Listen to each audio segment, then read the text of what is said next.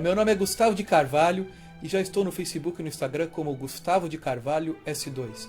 Agora inauguro meu canal no YouTube com o programa Palavras Vivas, entrevistas de pessoas que têm vínculo com a poesia. Todo mês teria um convidado dividido entre 4 ou 5 partes, dependendo do mês, sempre postadas às quintas-feiras. Este primeiro mês, Pedro Gabriel, do projeto Eu Me Chamo Antônio, que atualmente está lançando o seu terceiro livro, Ilustre Poesia. Mês que vem, outubro, Zac Magiese, e aguardem novidades, em breve.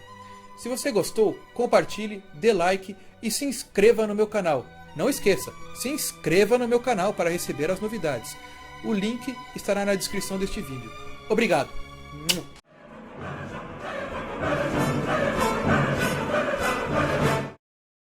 Bom dia, boa tarde, boa noite. Eu sou Gustavo de Carvalho e estou aqui com um convidado especialíssimo, Pedro Gabriel, do Eu Me Chamo Antônio. Prazer, Pedro. E aí, Gustavo, tudo bem? Tudo bem. Pô, obrigado pelo convite. Eu acho que primeiro programa, né? Isso. Primeira entrevista, então é uma honra poder participar desse bate-papo aí sobre poesia e sobre nosso trabalho na internet. E, Pedro, você nasceu onde? Conta pra gente. Meu pai é suíço, da parte alemã da Suíça. Minha mãe é brasileira, carioca, né, do Rio de Janeiro. Aí ela foi estudar na Suíça, só que numa cidade francesa, né? A faculdade era em francês e ela conheceu meu pai na faculdade. Só que eles se comunicavam em francês, que não é nem o alemão, que é a língua natural do meu pai, nem o português, que é a língua natural da minha mãe.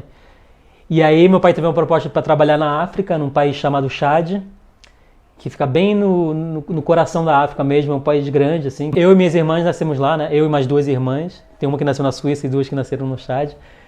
E aí, lá é uma ex-colônia francesa, então a gente foi alfabetizado em francês. A gente estudou lá numa escola francesa. E eu morei lá até meus 5 anos de idade. E lá eu já tive meus primeiros contatos com desenho, assim, que eu lembro, assim. Até hoje meu pai guarda o primeiro desenho que eu fiz, que ele lembra de ter guardado, que é uma girafa que eu fiz, assim.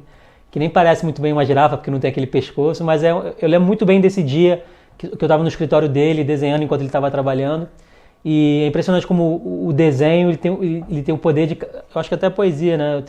Tem um poder de carregar a memória, né? Então, quando eu olho para esse desenho, eu me desloco para uma tarde de 89, no escritório do meu pai, em N'Djamena, que é a capital do Chad. E a importância do trabalho dos pais, né, tanto do meu pai e da minha mãe, na formação das crianças, né, de incentivar a leitura, de incentivar o desenho espontâneo, de não censurar a criatividade da criança. Né. E aí, com 5 anos, a gente ficou 1 ano no Brasil, e aí depois de 1 ano a gente voltou para a África, só que dessa vez em Cabo Verde, que é um arquipélago, né, são 10 ilhas que ficam em frente do Senegal. E aí é uma ex-colônia portuguesa. Lá, obviamente, a gente tinha contato com língua portuguesa, só que meus pais preferiram manter o ensino francês porque era mais fácil para adaptação. E conta pra gente quais as semelhanças e as diferenças que você encontrou entre o Chad, Cabo Verde e o Brasil. Eu acho que, assim, cada país que eu pude conviver, assim, foi uma roupa nova na minha bagagem, cultural, e social, política até.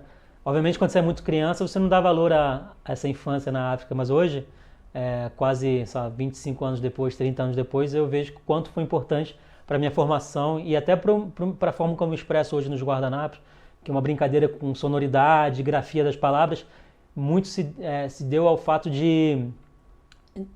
dessa distância da minha língua materna, né? Porque eu fiquei 12 anos afastado da língua portuguesa, da língua brasileira. E quando eu voltei, eu acho que as palavras ficavam mais tempo em mim, né? Eu ficava mais tempo com o dicionário tentando achar a definição e a pronúncia exata de cada palavra. E isso ficou reverberando em mim por um tempo até eu descobrir essa minha forma de expressão. Mas assim, na África eu aprendi a conviver com culturas totalmente diferentes, não só dos moradores do país, dos africanos, dos chadenses, ou dos cabo-verdianos. Mas também o fato de ser uma escola estrangeira, então na minha sala tinha inglês, tinha norte-americano, tinha francês, tinha alemão. Então você convivia com diferentes culturas o tempo todo. E isso é fundamental para quem quer mexer com criação, né? Cada pessoa que eu enxergo é uma referência nova. Então, independente de ser famosa ou não, todo mundo tem uma coisa a te acrescentar de alguma forma. E isso que eu enxergo. Se cada um olhar para uma pessoa como uma referência, eu acho que a tendência é você ser uma pessoa muito mais aberta na hora de criar. Falando em referências, quais são as suas referências, tanto do ponto de vista do desenho, da poesia, da literatura em geral, e quando você começou a ter contato com essas artes, e a que altura da sua vida você resolveu fundi-las? Tá. Minhas referências principais, assim, talvez das raízes africanas seja o Mia Couto, que é um romancista de Moçambique. Eu gosto muito do Walter Hugo Mãe também, do Gonçalo Tavares, que ele é um criativo, acho que o escritor mais criativo que a gente tem, mas que a gente tem não, que a língua portuguesa tem. E se não me engano, ele nasceu na Angola. Eu gosto muito de um ilustrador argentino chamado Liniers, que ele consegue misturar humor, filosofia em tirinhas, assim, de dois, três quadros.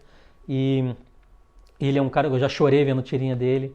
Tem um uruguaio também chamado Trotti, que ele faz poesia sem usar palavras. Ele faz desenhos em preto e branco com nanquim, que eu sou fanzaço dele, assim. Eu tive a oportunidade de conhecê-lo quando ele veio lançar o livro dele aqui no Brasil. Chama Desenhos Invisíveis. Bom, obviamente, eu gosto muito dos poetas de texto curto, assim, que dizem muito em poucas palavras. São Mário Quintana, Paulo Leminski, claro. Eu acho que o livro dele, toda a poesia, motivou aos poetas da nossa geração a perceber que a poesia ainda tinha seu lugar, né? O livro vendeu muito, assim, uma coisa inesperada, eu acho que até para a própria editora, a Companhia das Letras, que lançou o livro. E eu fiquei muito feliz quando eu vi toda a poesia disputando entre os mais vendidos do Brasil, né? Que é a literatura nacional. Drummond, claro, Sentimento do Mundo é minha bíblia, eu digo assim, é como se fosse... É um livro que eu sempre gosto de ter na cabeceira. Mas o meu poeta preferido brasileiro seria o Manuel de Barros, assim, que eu acho que ele faz do Pantanal o quintal dele, ele consegue valorizar as coisas que ninguém valoriza, uma pedra, uma rã, uma folha. Então eu acho que ele faz poesia de fato, porque ele dá uma dimensão humana a coisas que são, não sei, são estáticas, que parecem sem emoção, né? Uma pedra, quem daria emoção a uma pedra? E você acha que a poesia é capaz de mudar o mundo? Como?